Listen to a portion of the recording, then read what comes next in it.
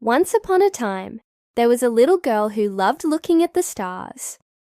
Every night she would look out her bedroom window and dream of faraway lands and adventures.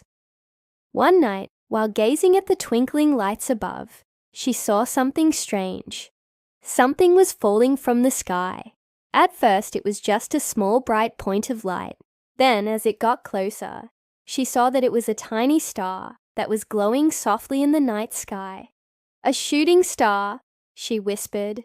But then the little star landed right in her backyard. Startled, Luna ran outside in her pajamas and saw the tiny glowing star sitting in the grass. It didn't seem to be moving or twinkling like the other stars, and it looked really sad. "Are you lost?" Luna asked the star. The star twinkled softly, as if to say yes. "Don't worry, little star," Luna said. "I'll help you go home." She carefully picked up the star and put it gently in a jar. Then she climbed to the highest hill near her house. Looking up at the night sky, she said, "You belong up there."